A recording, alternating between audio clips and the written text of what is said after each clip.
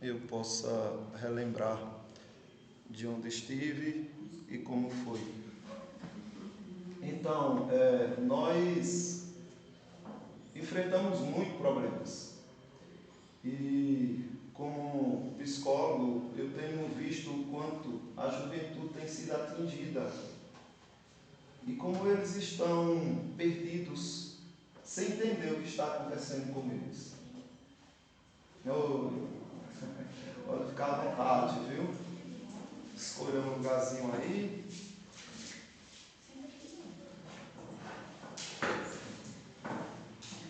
Então, a juventude tem sofrido muito ultimamente e a aflição maior deles não reside nem no fato do que eles passam de perda, de dificuldade financeira, é 90% psicológico, não é o sofrimento dos jovens hoje em dia. Eles não sabem como lidar com seus conflitos internos, então entram em crise de identidade, entram em crise existencial. Muitos deles tentam aliviar essa dor psicológica, causando danos ao próprio corpo. E a gente precisa encarar de frente, né, essa demanda nova que nós estamos vivenciando. E eu queria já começar perguntando para vocês, como é que nós devemos enxergar os problemas? Como devemos olhar para as aflições, os problemas da vida? Os jovens, eles deveriam olhar como para os problemas? Vocês já pararam assim para analisar se existe apenas um olhar? Se tem outras formas de olhar para a dor, para o sofrimento, para a perda? A riqueza maior que nós podemos adquirir nos nossos dias é olhar com os olhos de Deus. Isso não é fácil, porque nós somos carnais, mas também não é impossível, porque nós somos espirituais, nós temos o Espírito Santo de Deus.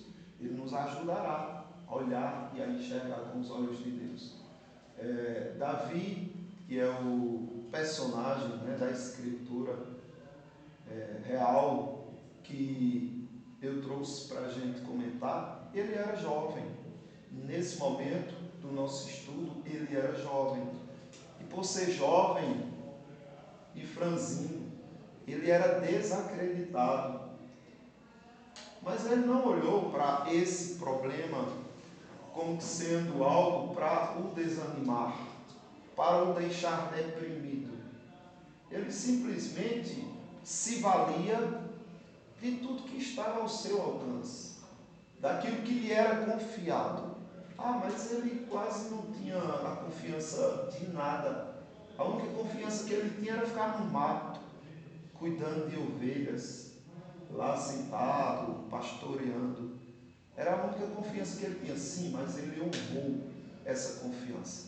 E o desprezo dos irmãos, o desprezo até dos pais, não desviaram o seu foco de ser fiel, de tentar honrar a Deus com aquilo que Deus deu a ele. Então, geralmente, o maior sempre é o centro das atenções. Então, a juventude, injustamente, ou dependendo das situações até de forma justa, são chamados de rebeldes, são chamados de insensíveis, são chamados de egoístas e tudo mais. Porém, aqueles que são grandes e importantes recebem toda a atenção e privilégios e são colocados nos maiores cargos, naquilo que exige mais confiança. Mas quem diz que os jovens não podem estar nessa situação? Só serem fiéis no pouco. E o que é que Cristo fará se vocês forem fiéis no pouco? Será justo no mundo. Ele colocará sobre o mundo. Vocês poderão administrar o que é grande se vocês forem fiéis no pouco. Não é como ele mesmo disse: aquele que for fiel no pouco sobre o muito o colocarei. E a gente fica olhando para o muito, esquece do pouco que ele nos confiou. A gente nunca chega no muito, porque a gente nunca é fiel no pouco. Então, a gente precisa mudar o nosso olhar. E o centro das atenções passará a ser também os pequenos. Mas veja se não é assim. O povo de Israel, ele passou por uma aflição terrível. Quando os filisteus cercaram Israel e disseram, olha, vamos para a guerra, o que vencer se tornará senhor do que perder. E aí existiam formas de combate, e uma delas era escolher o mais preparado de todos os soldados e botar um para combater com o outro, até para evitar tantas perdas. E foi isso que os filisteus escolheram o seu melhor combatente, Golias, para que Saul escolhesse também um dos melhores combatentes dele para ver quem venceria a guerra. Observe, 1 Samuel capítulo 17, do 4 por diante. Então saiu do arraial dos filisteus um homem guerreiro, cujo nome era Golias, de Gate, da altura de 6 côvados e 1 palmo. Ou seja, ele tinha cerca de 2,70 metros. Ele tinha quase 3 metros de altura. Mas não é também só a altura. Ele era muito forte. E ele era treinado em guerra. Geralmente, quem é alto, pode ver Jaziel como ele anda desembolsado, né? Porque ele é muito alto. Só que Golias era muito mais alto que ele. E aí você diz, nossa, então ele era desembolsado. Não era. Porque desde a infância ele era treinado em guerra. Então ele pegou habilidades que outros soldados não tinham. E isso tribo dentro dos filisteus, né? Ele era como se fosse um mercenário. Ele foi contratado pelos filisteus já para isso, para vencer guerras e os filisteus ganharem com isso. Os grandes desafios sempre são para os grandes. Mas quem é grande? Grande não é aquele que tem uma alta estatura, não é? Grande é aquele que tem coragem. Observe. Parou, clamou às tropas de Israel e disse-lhes: para que saís, formando-vos em linha de batalha? Não sou eu filisteu, e vós, servos de Saul?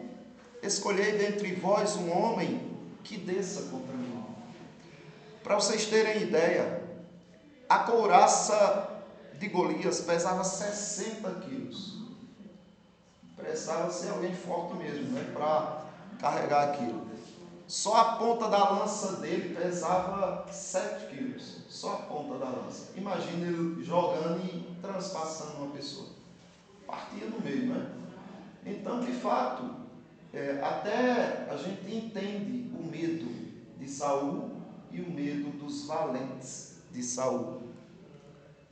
Nem sempre os grandes estão prontos para os grandes desafios. Aí é quando entram os pequenos, que confiam e que têm coragem. Porque os valentes de Saul que venceram batalhas incríveis, eles recuaram, eles temeram. Que é quando você vê, ouvindo Saul e todo Israel estas palavras do filisteu, espantaram-se e temeram muito. Ficaram espantados e com muito medo. Então, por aí você tira a aflição, né, do povo. Vamos perder a guerra. Porque você botar alguém com medo para lutar, ainda que essa pessoa seja melhor, só o medo já faz ele estar em desvantagem, não é? E aí, praticamente perdida a batalha. Mas por quê? Porque nem sempre os grandes estão prontos para os desafios. Por que os grandes muitas vezes não estão prontos? Por falta de visão, por falta de olhar direito. Por soberba, né? acha que é ele que conseguiria. Não, é Deus. Não é você conseguir olhar com os olhos de Deus o problema, você vai para cima. Vai para cima do problema, porque você sabe que ali Deus tem um propósito e Ele vai honrar o corajoso. Ele pode não honrar sempre com suas vitórias, você vencendo, mas no final, até no fracasso, você pode enxergar que foi vitorioso ali. Não é? Porque Ele mesmo diz, né? Aquele que tem Cristo é mais que vencedor.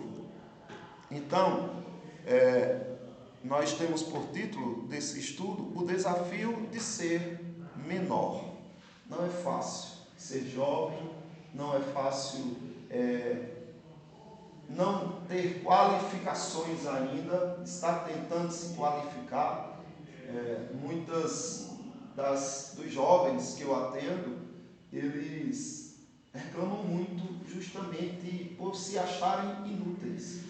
Acharem que não valem nada, acharem que para eles o mundo seria melhor se eles não existissem. E de onde começou tudo isso? Bem, eles relatam que geralmente é porque os pais começam, não sabe fazer nada, tá vendo, fizesse errado, olha, tá.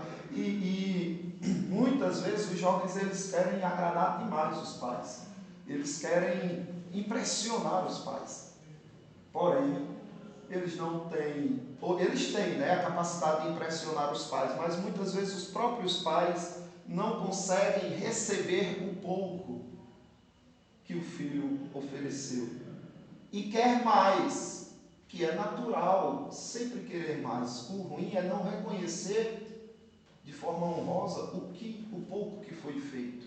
E aí eles sofrem porque acham que não conseguem. Então é um desafio ser jovem, é um desafio ser pequeno. Davi disse a Saul: não desfaleça o coração de ninguém por causa dele, falando de Golias.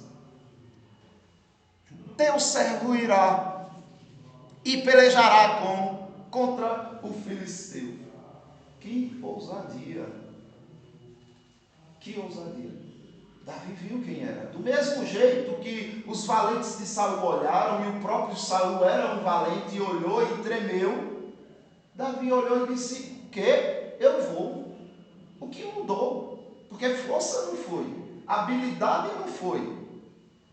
Porque quem tinha força e habilidade eram os que estavam tremendo de medo. E ele: eu vou. Não precisam ficar tristes. Tem alguém que vai, eu. Então, isso daí mostra que Davi encarou o desafio, sendo o menor. Mas por que Davi chegou aí? Muitas vezes a gente vê essa bravura de Davi, essa segurança, esse ímpeto dele, e a gente diz: nossa, eu quero ter isso na minha vida. Senhor, me faz assim. E Deus começa te ouvindo. E Deus começa com você, como começou com Davi. A questão é que quando ele começa, você vê esse começo como problemas. E você tem um olhar humano para os problemas. Isso faz você recuar e murmurar, e achar que é sofrido, e achar que não consegue, e começa a se lamentar. Então, a diferença está no olhar. Davi, ele aprendeu a honrar as pequenas oportunidades. Qualquer coisinha que era confiada a ele, ele fazia com amor. Ainda que fosse desprezado, os irmãos dele ignoravam. Só levar um recado. Menino. Era menino de recado. Era. Pastor, eu preciso só uma licencinha. Acho que ele olhou assim, né? Ele falou: imagina, mas se Deus for comigo, ele é só um alvo mais fácil de acertar. É verdade. Pronto. Ele olhou com otimismo, né? Porque ele não pôs a confiança dele nele mesmo. Ele olhou para Deus e falou: é Ele que vai me fazer. É verdade. Né? Aquele alvo está muito mais fácil do que eu acertar. Ele é mais difícil ele me acertar para eu ser pequeno. E Deus, o anjo do Senhor está, né? Ali adiante. E aí eu vou acertar ele fácil. Com certeza. Deus vai me direcionar. Então é questão de olhar, né? Porque, como a irmã colocou, eu vou evitar de perguntar o nome de vocês, porque não adianta. Eu pergunto o nome das pessoas, em 3 segundos eu já não sei mais de novo. Aí eu evito, viu? Mas assim, depois Depois eu quero saber só para que na glória o Senhor vai me dar uma boa memória e... Aí, sim, eu quero dizer que vocês estão à vontade para interromperem e falarem, porque fica mais dinâmico, né, o estudo. Eu esqueci de dizer isso, mas eu amo quando pessoas interagem. E é isso, é a diferença de olhar. Um olha e diz, nossa, é muito grande para que eu consiga derrubar. O outro olha e diz, nossa, é muito grande para que eu não consiga acertar. Né? E aí, essa mudança de olhar faz a diferença. Veja, Davi, ele valorizava as pequenas coisas. Davi, porém, ia a Saul e voltava para apacentar as ovelhas de seu pai em Belém. Olha só, 2 missões ele tinha. Um de ser office boy, garotinho de recado, né? Ninguém dá valor. E outra, pastorear as ovelhas. Ô menino, tem o que fazer não, vai cuidar das ovelhas, vai. Então, mas ele fazia isso. Enquanto os irmãos dele estavam se achando, porque nós somos valentes de guerra, Davi estava mantendo sua fidelidade em dar recados e voltar para os seus cuidados de ovelha. Não é fácil, né? Cuidar de ovelha. Não é. As pessoas menosprezavam, ninguém queria ir, mas os que iam sabiam que era difícil. Porque tinham muitos perigos, não é? Como eu mesmo teve que enfrentar urso, teve que enfrentar leões, mas era desprezado essa função. Porém, ele era fiel nas pequenas coisas. Moisés também foi muito trabalhado como pastor de ovelhas antes. É interessante. Para ter, eu acho que toda uma habilidade para poder lidar com o povo. Justamente. E o interessante de Moisés também é isso, porque ele tinha toda a habilidade e conhecimentos e competências da ciência do Egito. De um modo de ninguém. Deus tirou ele e disse, 40 anos cuidando de ovelhas. Ou seja, apaga, né? Não apaga no sentido que ele se valeu de alguma maneira dos conhecimentos que tinha, porém, Deus é como se dissesse, não, ali não é um preparo para você. Preparado para você aqui, nessas pequenas coisas, nessa vida humilde, de humilhação. Você vivendo na casa do sogro, você cuidando de ovelhas, aqui você vai aprender de verdade a ser grande. E Davi passou por isso também, não é? Davi voltava para Saul, Davi, porém, ia a Saul e voltava para apacentar as ovelhas do pai. Ele era um menino de recado, né? Como a irmã bem colocou. Disse José a Davi, seu filho, leva, peço-te, para teus irmãos. Aí dá lá os alimentos. Porém, estes 10 queijos, leva-os ao comandante de 1000 e visitarás teus irmãos. Então, existia esse acordo entre eles de, olha, está aqui, eu queria ver meus irmãos, o senhor poderia liberar e tudo. E ele fazia isso, ele tinha essa interação de trabalhar com as coisas pequenas.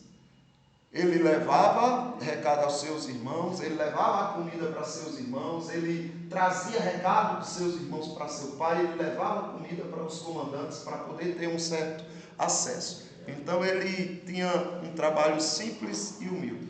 Davi, pois, no dia seguinte se levantou de madrugada, deixou as ovelhas com o guarda. Observe, né? O quanto ele era responsável. Ele não não foi o pai que disse, olha agora, não, o pai só dizia, vai dar o recado. Aí ele tomava agora a frente e dizia, aí, tu fica aqui quando eu voltar. Mas ele era responsável nas suas pequenas coisas. Carregou-se e partiu, como Jessé lhe ordenara. Ou seja, ele fazia questão de cumprir aquilo que recebeu de ordens. Davi, deixando o que trouxera aos cuidados do guarda da bagagem, correu à batalha e, chegando, perguntou a seus irmãos se estavam bem. Então, não é que ele estava sendo curioso. Eu vou ver como está a batalha. Não, talvez tivesse até, mas ele não iria se o pai não tivesse dito, agora, deixe ao guarda, porque ele vai liberar você para você falar com seus irmãos. Então, quando ele vai à batalha falar com os irmãos, aí Deus faz justamente ser o momento onde Golias volta a desafiar o povo de Israel. Mas antes disso, é preciso olhar como Deus vê. Deus disse a Samuel que Samuel estava vendo errado, olhando errado.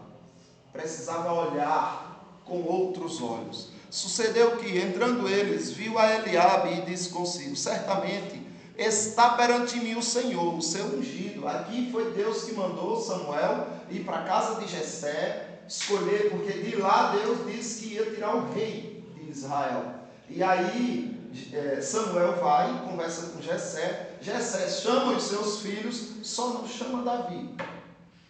Veja como Davi era assim, menosprezado. Chama todos os filhos, menos Davi, porque o pai dizia: não, pode ser o primeiro, né, que é o primogênito, é o mais valente, é isso e aquilo, mas vai que sejam outros. Mas dentro desse vai que sejam outros, Davi não estava incluso. Então chamou. Até Samuel, quando viu o primeiro, disse: certamente está perante mim o ungido do Senhor, aquele que vai ser rei. Samuel, um profeta experimentado, né? Que tinha visão de Deus, estava equivocado. E aí Deus diz para Samuel: não atentes para a sua aparência, nem para a sua altura, porque o rejeitei. Porque o Senhor não vê como vê o homem. O homem vê o exterior, porém o Senhor, o coração. Então, olha onde está a diferença. Deus, ele consegue ver além do externo, além do que é exterior. É esse olhar que os pais precisam ter para seus filhos. É esse olhar que os filhos precisam ter para si mesmos. Ai, como eu sou fraco. Ai, ninguém confia em mim. Sim, ok. Mas o quanto de Deus você tem dentro de si. O quanto você confia em Deus. Porque, na verdade, isso é que traz e faz toda a diferença. O quanto você tem de Deus e o quanto você confia nele. O quanto você sabe que ele é, não quem você é. Porque esse que espantou Samuel, espantou o pai, todos se admiravam, mas não era. E aí Deus repreende Samuel. Porém, Samuel continua: então Jessé fez passar a Samar, porém Samuel disse: tampouco este escolheu o Senhor. Assim fez passar Jessé os seus 7 filhos diante de Samuel, porém Samuel disse: o Senhor não escolheu estes. Perguntou Samuel a Jessé: acabaram-se teus filhos? Acho que bugou, né? O cérebro de Samuel, porque estava entre Deus errou ou tem alguém que não está aqui, né? Mas até achar que tinham, que não estavam. A cabeça fica mil, né? Porque o pai, ele não imaginava que, ó, chama teus filhos. Aí, como chamou, então acho que chamou. Mas aí ele: acabaram todos os teus filhos. E observe que Samuel agora já passou a olhar com o olhar de Deus, né? Não, Deus não chamou esse, não, Deus não escolheu esse, não, esse não. Precisava chegar alguém, né, que mexesse com os olhos espirituais de Samuel. Ele respondeu: ainda falta o mais moço, que está apacentando ovelhas. Pronto. Pronto, era tudo que Samuel precisava ouvir. Disse, pois, Samuel a Jessé: manda chamá-lo, pois não nos assentaremos à mesa sem que ele venha. Agora deu honra, não foi? Deu uma honra imensa ao menino, pastorzinho de ovelhas e de recado. Deu uma honra imensa. Ninguém comerá antes de chegar o mais importante aqui. Porque Samuel era a figura maior, né? Dentro daquele cenário, você vê que Samuel era um grande líder espiritual de todo aquele povo. E nessa cultura, É como Jesus Cristo disse, né, lá na parábola da fé, né, Senhor, quantas vezes devo perdoar o meu irmão? 7 vezes? Não, 70 vezes 7. Ah, Senhor, então aumenta a nossa fé. Aí Jesus disse, não, quem aumenta a fé? Não é questão de fé. Se você tiver a fé do tamanhozinho de um grãozinho de mostarda, você faz coisa maior que perdoar o seu irmão. Você manda esse monte sair daqui, ele vai embora. Mas não é questão de fé, é de obediência. E aí ele conta a parábola de um senhor. Qual é o senhor que quando chega em casa, depois de ter trabalhado, diz, olha, sentem meus servos, comam, bebam, depois eu comerei e beberei. Não, não faz. Primeiro ele come, os servos o servem, depois que ele está satisfeito, aí ele diz, agora é com vocês, desfrutem. Pronto. Isso daqui, Samuel está dizendo, quem vem é mais importante, maior do que você, Jessé, e do que eu. Não comeremos antes que ele chegue. E aí, disse o Senhor, levanta-te. Então mandou chamá-lo e fê-lo entrar. Era ele ruivo, de belos olhos e de boa aparência. Disse o Senhor, levanta-te, e ungiu, pois este é ele. Eu não sei, eu leio e eu tenho alguma dificuldade, não é, de ler em certos momentos, porque isso mexe muito comigo. A honra que Deus dá a quem para o mundo não é nada. Isso é incrível. Tomou Samuel o chifre do azeite e ungiu no meio dos seus irmãos. Então os irmãos dele viram aquela cena. E daquele dia em diante o Espírito do Senhor se apossou de Davi. Eis aqui toda a diferença de Davi.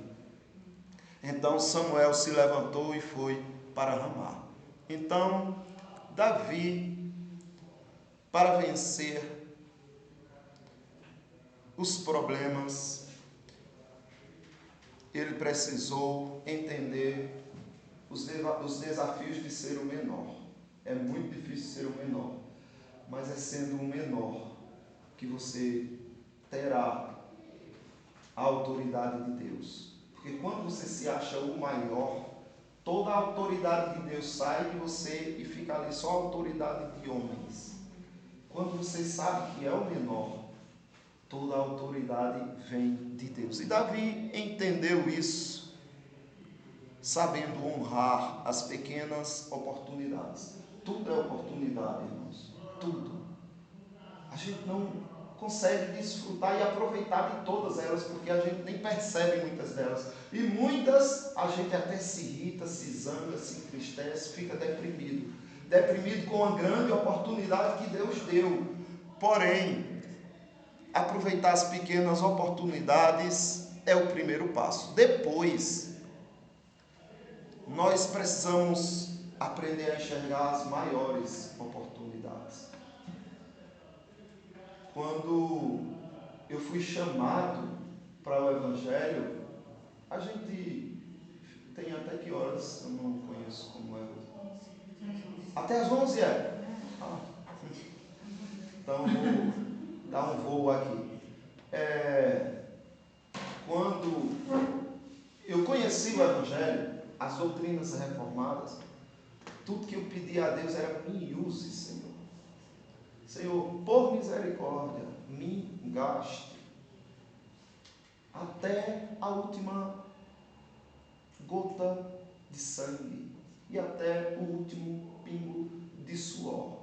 Esse era o meu anseio, e depois de uns 30 anos, 35 anos, continua sendo. Não sei se o Senhor fará isso, mas é o que eu peço a Ele. Só que eu era membro da igreja e eu queria que o Senhor me usasse.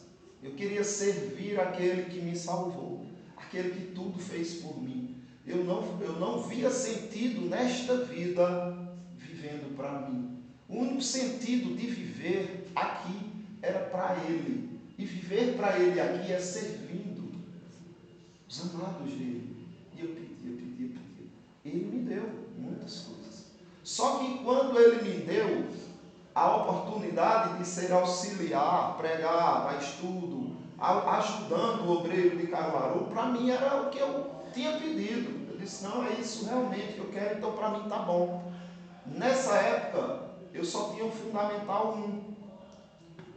E eu tinha parado os meus estudos. Por mais que minha esposa, né, tentou fazer com que eu voltasse aos estudos, eu não queria. Para mim, eu estava realizado como ajudante. E aí vem Sebastião Arruda, vai, conhece o ponto de pregação de Agrestina e diz, você quer ser um obreiro aqui? Eu travei. Eu disse, pode.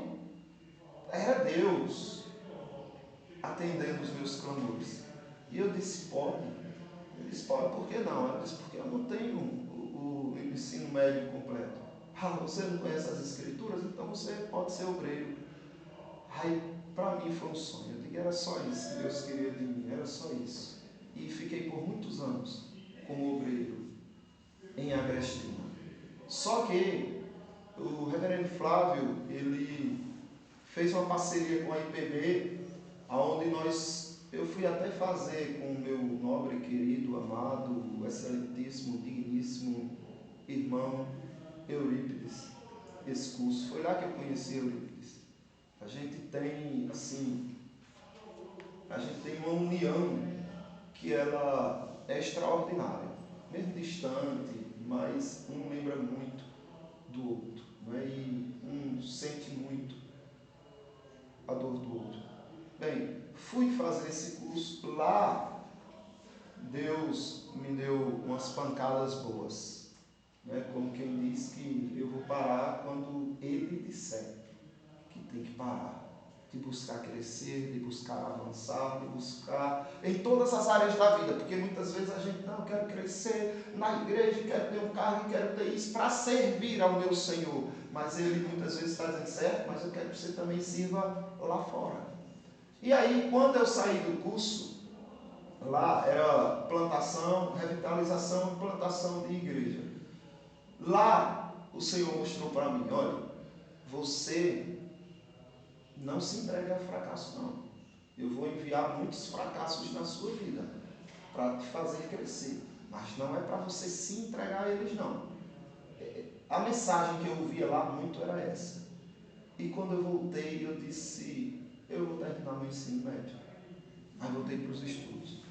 Foi difícil, aí aquela coisa de eu não consigo, não vai dar certo e tudo, mas acabou que eu concluí o ensino médio. Eu disse, pronto, pelo menos agora eu já... Mas aí vinha aquela cobrança. Mas, não pare. Aí eu entrei para um curso, né? Fiz o vestibular, entrei para um... Não precisa correr, fica em paz. Assim, o nosso costume é às 11, mas hoje é um dia especial. Então, por favor, não corra. Ufa, tá certo. Aí eu cheguei e entrei para a Faculdade de Educação Física. Depois de 3 anos e poucos, perto de concluir, o juiz fechou a faculdade. E eu perdi todo o investimento, entre aspas, né, que eu fiz ali. E aquilo veio na minha mente a seguinte mensagem: por que você foi atrás de curso superior? Você tem que estar até aí e está bom demais. Só que depois veio uma cobrança superior, dizendo, quem é você, de novo, para querer dizer quando é a hora de parar. Enquanto houver oportunidade, eu exijo que você vá. Acabou as oportunidades? Eu não, ainda tem como eu fazer. Pessoas com 70 anos eu encontrei na faculdade, eu digo que tem como fazer. Se tem como fazer, então eu vou. Aí entrei em outra faculdade, nada das emendas da anterior serviu para essa seguinte de educação física que eu fiz, mas comecei do zero. E aí fui no meio, tinha uma disciplina lá que tratava de psicologia, que eu disse, nossa, isso para ajudar alguns irmãos na igreja seria bom demais, porque você pega a psicologia e coloca a escritura como fundamento dela, né? Então você ajuda os irmãos dentro do que Deus permite que você fale. Eu digo, eu quero para mim. Aí fui e tranquei a faculdade de educação física e ingressei na de psicologia. Só que, quando eu estava falando lá com os irmãos, ou com os irmãos não, com o rapaz que estava trancando minha faculdade de psicologia, o gerente de lá, né, o coordenador de lá, passou, olhou, aí viu que eu estava trancando. Bem assim ele disse, que não é natural, não é comum um tratamento desse. Mas eu não vi ele, eu vi Deus. Falando por ele. Porque ele disse assim, ele está trancando a faculdade, tão perto de terminar. Aí o cara disse, Ele olhou para mim e disse, ser muito burro mesmo, viu? E saiu. Assim, é para você ter raiva, que você é tal. Mas não. Eu digo, nossa, como eu sou muito burro mesmo, né? Aí eu perguntei para o rapaz, olha, tem como a pessoa fazer 2 faculdades ao mesmo tempo? Aí ele disse, tem, se a pessoa der conta, tem. Aí eu disse, pois não tranque não. Aí foi um sufoco. Mas eu sabia que Deus queria isso em mim.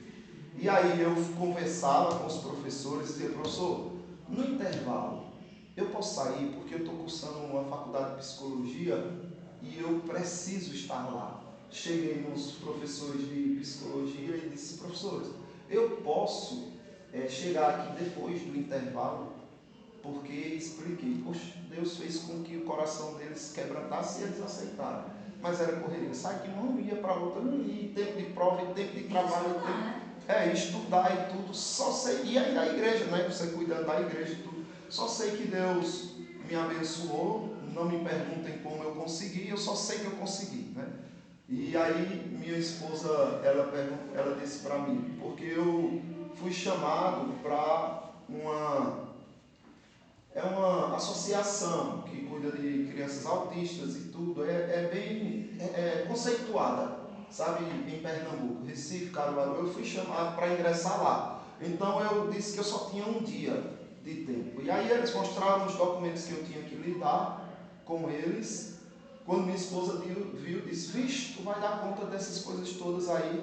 Eu disse, eu não me perguntei ainda, né? Porque eu não costumo me perguntar isso. Eu primeiro aceito o desafio e depois eu vejo se dá conta ou não. E geralmente tem dado. Mas aí é isso, irmãos. O que eu quero dizer é que a gente precisa aprender a enxergar as oportunidades. Seja pequena ou grande. Não deixe passar, porque Deus ele vai honrar você justamente nessa luta contra os pequenos desafios e os grandes desafios, que é quando chega Davi aqui, saber enxergar as maiores oportunidades. Estando Davi ainda a falar com eles, eis que vinha subindo o exército dos filisteus, o duelista, cujo nome era Golias, o filisteu de Gate, e falou as mesmas coisas que antes falara, e Davi ouviu. Todos os israelitas, vendo aquele homem, fugiram de diante dele e temiam grandemente. Só que agora tinha um ouvido novo ali. E diziam uns aos outros, vistes aquele homem que subiu? Pois subiu para afrontar Israel. Então falou Davi aos homens que estavam consigo, dizendo, que farão aquele homem que ferir a este filisteu e tirar a afronta de sobre Israel? Então Davi, ele pergunta a eles, quais são as recompensas? Não é que Davi estava interessado nas recompensas, é que Davi não conseguia acreditar no que estava acontecendo, porque antes eles tinham dito, quem matar o rei, o cumulará de grandes riquezas, e lhe dará por mulher a filha, e a casa de seu pai isentará de impostos em Israel. Aí Davi ouve isso, aí diz, o que é que vão fazer com aquele que enfrentar esse gigante e vencê-lo? Aí eles repetem. Aí Davi não admite. Davi diz, o rei precisa implorar, o rei precisa mendigar homens de coragem. Eu não acredito. Quem é, pois, esse incircunciso filisteu para afrontar o exército do Deus vivo? Meus irmãos, essa indignação de Davi que falta nos jovens de hoje em dia, nos homens de hoje em dia. nas mulheres de hoje em dia. É essa indignação que está faltando em nós. Nós precisamos disso. Quem é o mundo para pensar que vai me desanimar? O que são os problemas para imaginar que eu vou recuar diante da missão que o meu Deus me confiou? É essa indignação que falta. E aí o povo repetiu as mesmas palavras dizendo: assim farão ao homem que o feriu. O povo estava só tentando apelar para ver se alguém, pelos recursos, iria. Só que os problemas as oportunidades são vistas como problemas, como maldição. E aí, então, saiu do arraial dos filisteus um homem guerreiro, cujo nome era Golias de Gate, da altura de 6 côvados e 1 palmo. E ele trazia as suas armas, e isso fez com que o povo olhasse para aquilo dali como um problema sem solução.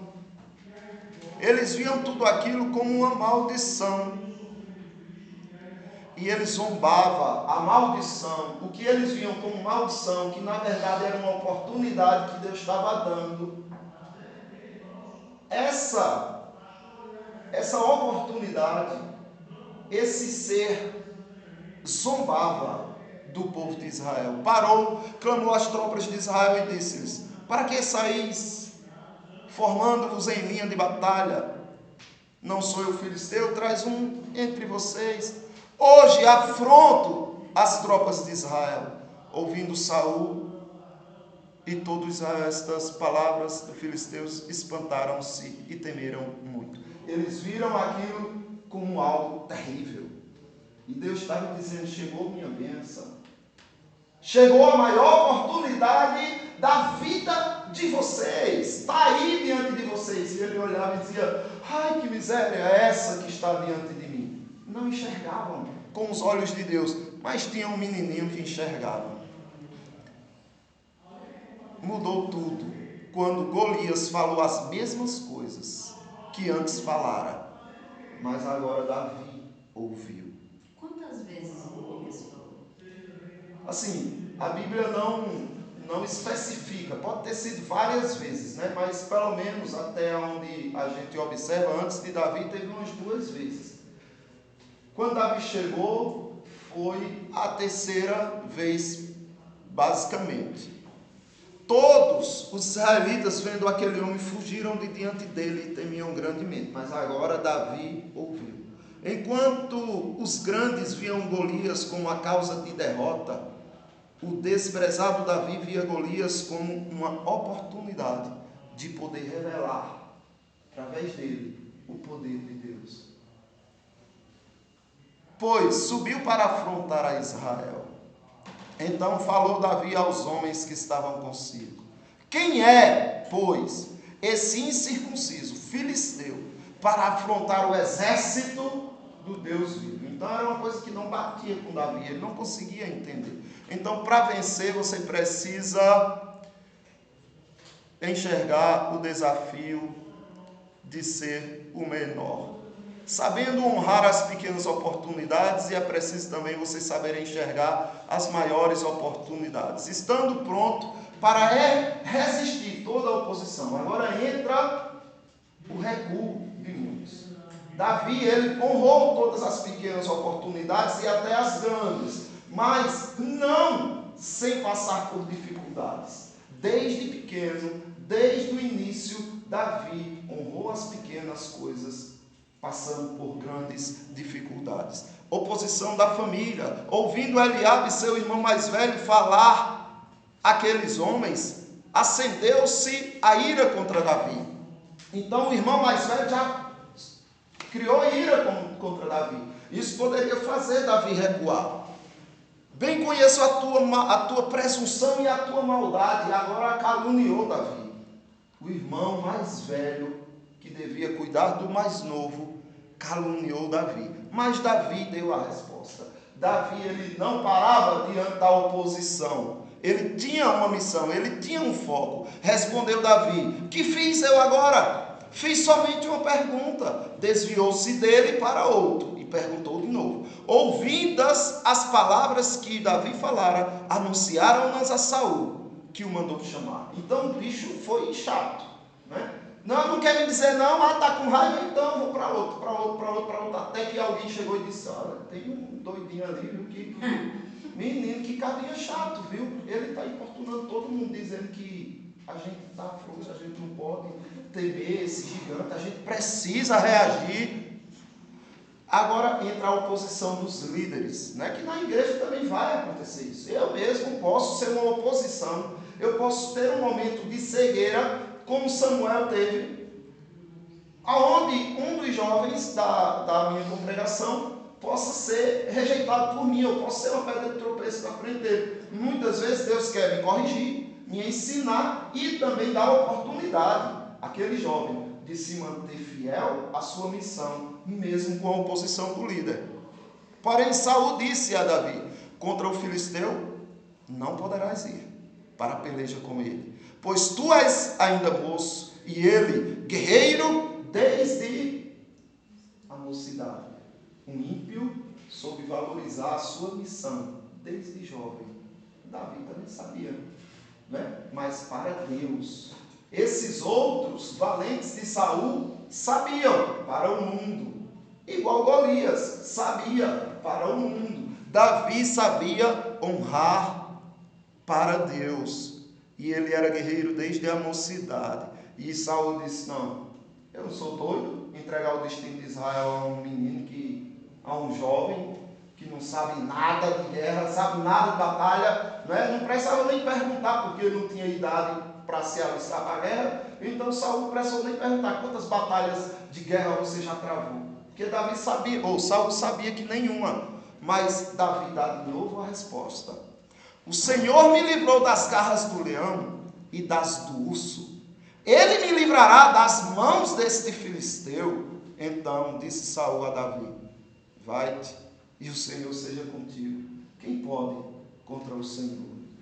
Aqui estava um líder que estava tentando impedir um jovem. Quando esse líder olhou e disse, vixe, agora não é um jovem que eu estou tentando impedir, é o próprio Deus. Porque Davi trouxe Deus a questão toda, não é? O Senhor me livrou. O Senhor fez eu vencer um leão e um urso para defender as ovelhas do meu pai. Como eu não defenderia o verdadeiro povo do Deus Altíssimo contra um incircunciso desse? A confiança não nele mesmo, mas em Deus impressionou Saul. E Saul sabia que ali não tinha o que fazer. Mas veio agora a oposição dos meios, as circunstâncias. Tudo parece dar errado quando a gente quer. Saul vestiu a Davi da sua armadura e lhe pôs sobre a cabeça um capacete de bronze e o vestiu de uma couraça. Davi cingiu a espada sobre a armadura e experimentou andar, pois jamais a havia usado. Então disse Davi a Saul, não posso andar com isto, pois nunca usei. E Davi tirou aquilo de sobre si. Se o peso dessa armadura já era difícil para Davi, imagina de Golias. Tomou o seu cajado na mão, escolheu para si 5 pedras lisas do ribeiro e as pôs no alforje de pastor, que trazia, a saber, num surrão. E, lançando mão da sua funda, foi-se chegando ao filisteu. Então agora os meios o impediam, ele se livrou dos meios e foi com suas próprias habilidades. Eu não preciso de armas de guerra, porque o Senhor me deu habilidades nas armas do pastoreio. Então é com elas que eu vou. Com as habilidades que Ele me confiou é que eu vou. E foi. Veja só, a oposição agora dos críticos. O filisteu também se via chegando a Davi e o seu escudeiro ia adiante dele. Olhando o filisteu e vendo Davi, como todos faziam naturalmente, o desprezou, porquanto era moço, ruivo e de boa aparência. Disse o filisteu a Davi, sou eu algum cão, para vires a mim com paus? E pelos seus deuses amaldiçoou o filisteu a Davi. E disse mais o filisteu a Davi, vem a mim, e darei a tua carne às aves do céu e às bestas feras do campo. Crítica pesada, hein? E vindo logo de quem? Imagina, o pavor. Imagina como o povo não se sentiu vendo a agressividade do gigante. Uma crítica muito pesada que muitos recuariam, como muitos vêm recuando, não é, diante de críticas. Só fala mal do meu trabalho, não reconhece. E o que é que tem? Você espera elogio de quem? Honras de quem? Né? Se preocupa muito com glórias humanas. E se Deus estiver te elogiando, não basta. E se você está fazendo o seu melhor, Ele está te elogiando. A resposta de Davi aos críticos. Davi, porém, disse ao filisteu: tu vens contra mim com espadas, e com lança, e com escudo. Eu, porém, vou contra ti em o nome do Senhor dos Exércitos, o Deus dos exércitos de Israel, a quem tens afrontado. Hoje mesmo o Senhor te entregará nas minhas mãos, ferir-te-ei, tirar-te-ei a cabeça, e os cadáveres do arraial dos filisteus darei. Hoje mesmo as aves dos céus e as bestas feras da terra, e toda a terra saberá que há Deus em Israel, saberá toda a multidão que o Senhor salva, não com espada, nem com lança, porque do Senhor é a guerra, e Ele vos entregará nas minhas mãos. Que defesa apologética, hein? Que confiança no Senhor. E ele foi buscar essa autoestima justamente no Senhor. Pode ver, é o Senhor, é o Senhor, é o Senhor, é o Senhor. Ele fará, é contra ele que você está se levantando. E aí ele enfrenta o crítico. Mas, para vencer, precisamos lembrar que é um desafio, por ser o menor. Mas é preciso saber honrar as pequenas coisas. É preciso saber enxergar as maiores oportunidades, estando prontos para resistir toda a oposição. E aí você vai colher os frutos. E quais foram os frutos de Davi? Sucedeu que, dispondo-se o filisteu a encontrar-se com Davi, este se apressou e, deixando as suas fileiras, correu de encontro ao filisteu. Ele não estava de brincadeira não, né? Filisteu, quando foi para frente, Davi se apressou mais ainda e foi para cima também. Davi meteu a mão no alforje e tomou dali uma pedra, e com a funda lhe atirou e feriu o filisteu na testa. A pedra encravou-lhe-se na testa, e ele caiu com o rosto em terra. E prevaleceu Davi contra o filisteu. Pelo que correu Davi e lançou-se sobre o filisteu. Tomou-lhe a espada e desembaiou-a e o matou, cortando-lhe com ela a cabeça. Vendo os filisteus que era morto o seu herói, fugiram. Então os homens de Israel e Judá se levantaram e jubilaram e perseguiram o filisteu. Agora criaram coragem. Por que o povo criou coragem? Viu a coragem do menino, né? Então vamos ter. Então, um jovem ficou só. Feio, né? Viu que ficou feio para ele. Foi, Tipo, nossa, um molequinho? Como assim? Um menininho vai. A gente que. Vai! Foi. Mas veja, um jovem só aqui da igreja pode transformar toda a igreja. Pode motivar, pode fazer toda a igreja ficar impressionada com a fé, com a confiança e com o que Deus pode fazer com cada um. Tá, irmãos? Então agradeço a vocês a oportunidade. Posso compartilhar só claro. uma coisa que aconteceu comigo? Esses dias, eu não pensei em vocês, porque vocês são jovens, vocês se frustram em relação aos pais de vocês. A semana que vem eu vou fazer 44 anos. E eu fazendo uma certa coisa, e eu sou muito próxima com meus pais, graças a Deus, são servos de Deus, a gente tem uma relação muito boa. E meu pai também lida com música e tal. E eu fazendo tal coisa, então eu olhei pro meu pai, né, esperando tipo, uma resposta. E ele olhou com aquela cara assim, tipo assim, você não sabe de nada. Ai, meu coração ficou assim, menos que nada. Aquilo para mim foi um balde de água gelada com pedrinhas de gelo. no corpo quente de sol estiante. E aí eu falei, meu Deus, é o meu pai. Ele podia falar, filha, continua, né? E aí quando aquilo, minha perna até amoleceu. Eu falei, meu Deus, por que eu estou fazendo tão errado? Isso aqui não vai dar um mar de aprovação, né?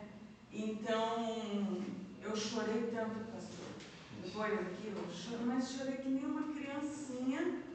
Quando por coisa pouca você faz alguma coisa de soluçar. Então, meu esposo olhou para mim e falou, por que você está assim? Você sabe que seu pai é assim. E ele tem esses maus hábitos. Não quer dizer que ele desaprova o que você está fazendo. Ele te ama. Mas teu pai tem essas manias. Você não aprendeu ainda? Aí eu olhei e falei, não, eu acho que eu não aprendi, que eu estou esperando a aprovação da pessoa errada. Muito bem. Eu falei, não é a aprovação do meu pai que eu preciso esperar. É a aprovação do meu pai celestial. Então, é do meu Pai Celestial que eu tenho que esperar. Então, crianças, tudo isso que o pastor falou agora, eu acho que se resume em uma só situação.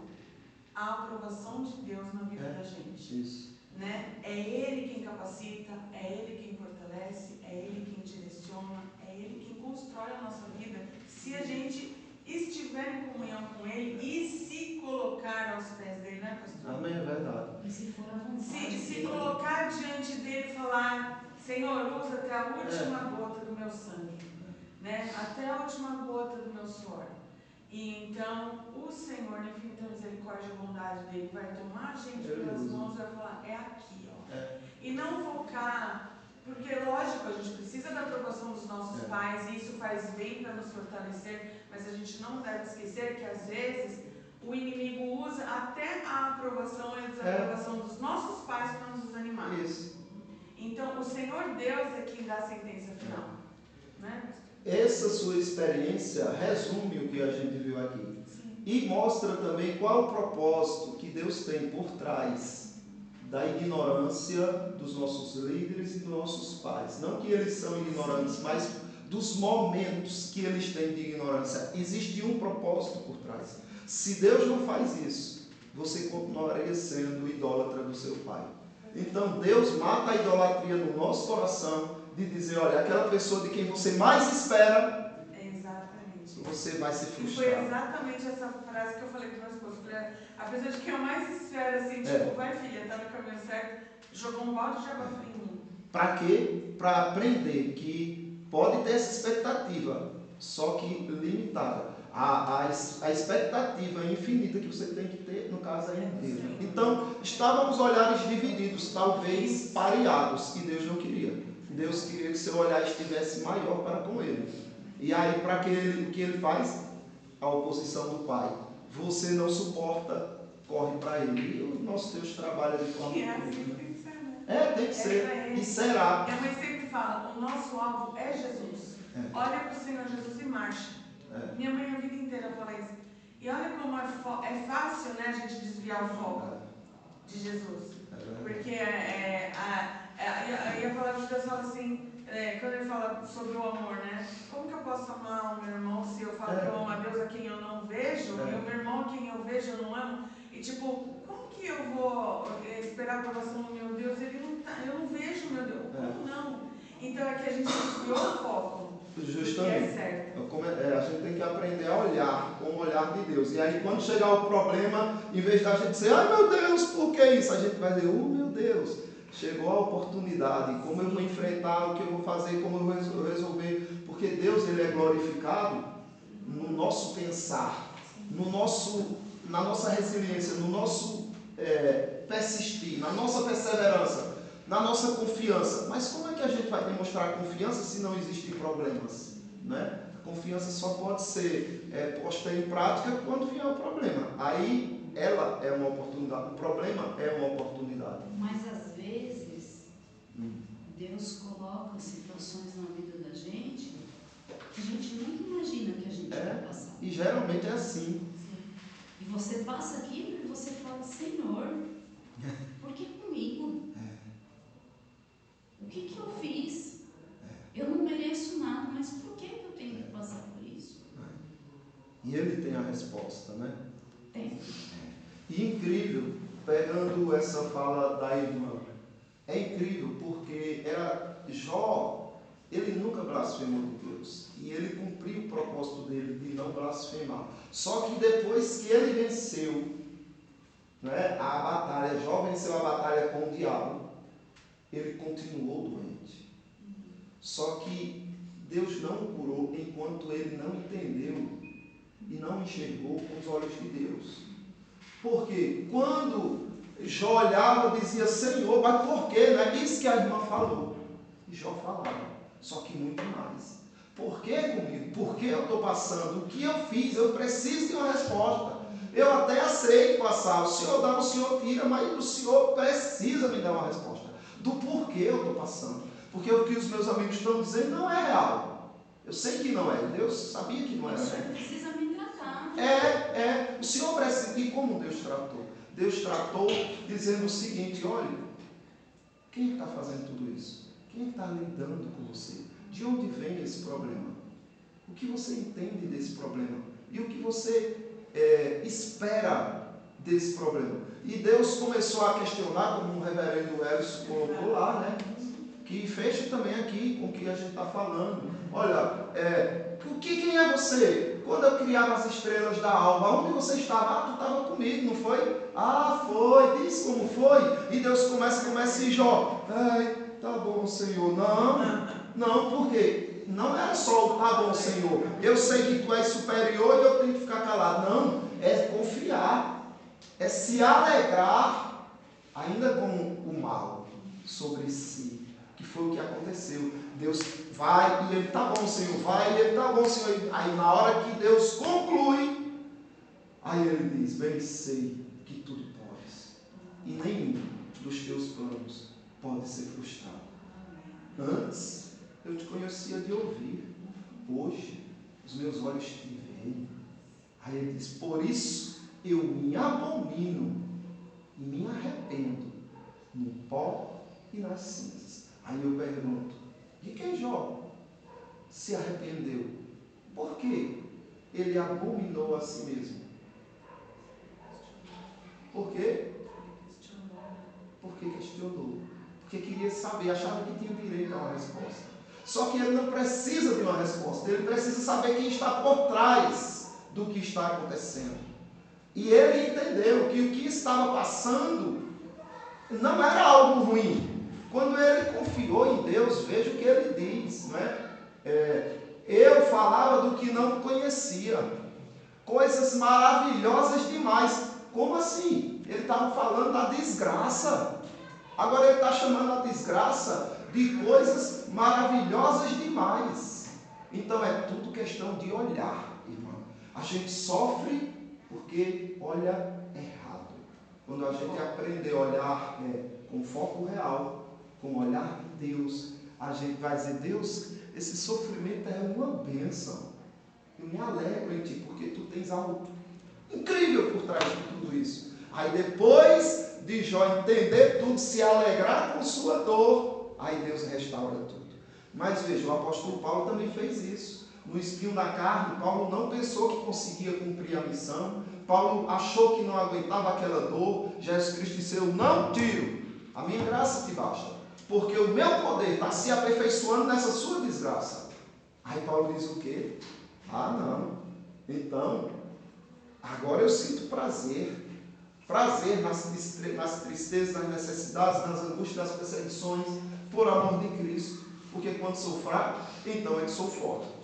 Então eu pergunto para cada um de vocês aqui, qual sofrimento e aflição vocês trocariam para não passar por elas, se o custo disso fosse o não crescer em Cristo?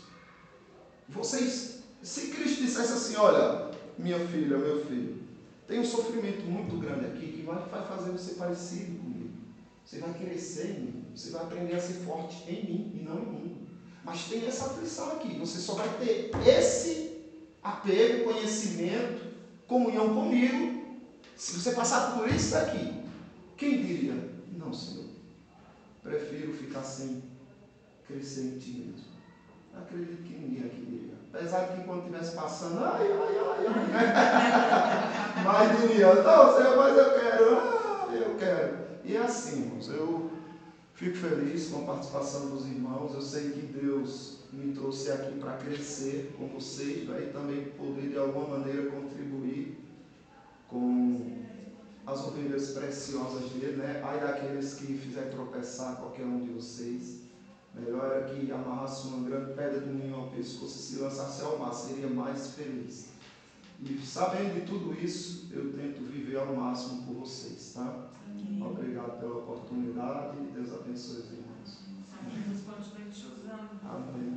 E abençoando, capacitando cada dia. Com certeza, meu irmão foi muito usado. Amém. Amém. Muito obrigado. E eu peço que orem por mim e também estarei orando por essa juventude maravilhosa aqui. Agora podem almoçar, olha para aí, passei meia hora, irmãs. Pastor, a gente normalmente termina com oração. Sim, tem que ser, tem que ser. Você pode orar, então? Oro sim, é verdade. Senhor Deus, Pai Santo, glorioso, maravilhoso e bondoso, obrigado, Senhor, por tudo que fizestes conosco essa semana. Que semana maravilhosa, Senhor, e agora iniciando mais uma semana, o Senhor nos mostra, Pai amado, o quanto é importante a nossa comunhão, o quanto é importante a Tua palavra, as Santas Escrituras. Honramos, Pai amado, a Tua palavra, dizendo ao Senhor que não somos nada, que somos ignorantes e que não temos força nenhuma, Senhor. E queremos que o Senhor nos honre, Pai amado, nos mostrando quem é o Senhor, o quanto o Senhor é grandioso, poderoso e fiel em nossas vidas. Agradeço por todas essas oportunidades que o Senhor tem me dado. Te peço que o Senhor use essa juventude aqui desta igreja para que incentivem e estimulem através de sua fé, do seu trabalho, a todos os demais irmãos desta igreja. Obrigado por tudo. Em nome do teu Filho Jesus Cristo, te louvamos. Amém. Pois, irmãs, é um prazer imenso. Quanto tempo, né? Agora eu estou comendo. E esse cara também lá, eu estou dele. Muito pai, tá? Eu agradeço. E você, na hora que você estava falando ali do rapazinho, né? Esse é cabra macho, né? Meus avós são paraibanos, meus avós paternos, são mais glória, né? Aí eu ouvia um menino arretado assim, que falava, esse é cabra macho. A gente fica lá embaixo, pastor. Tá,